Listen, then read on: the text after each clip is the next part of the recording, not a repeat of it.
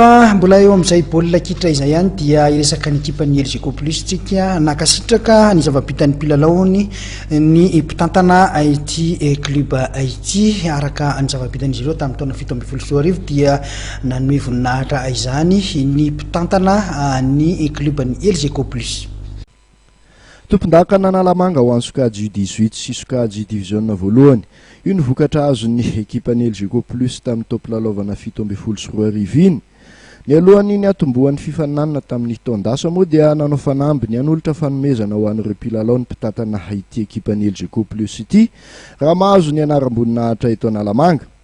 Ny sabotsy tolakandro teo ary taorian'ny fanolorana ligin'Analamanga ny amboara rehetra dia nankasitraka ny zavabitan'ireo mpilalao aminy ny mpitantana ao amin'ny ELGECO PLUS.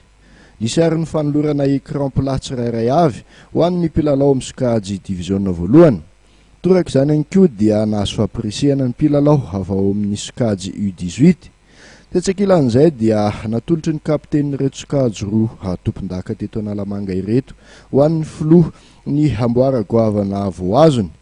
Teo mpamaranana dia nanentana ny ray aman-dreny ho an'ny sokajy Zandrina i Alfred Randriamanampisoa tompon'andraikitra voalohany amin'ny ELGECO PLUS mba hiara entana amin'ny fampandrosoana tranony ekipa.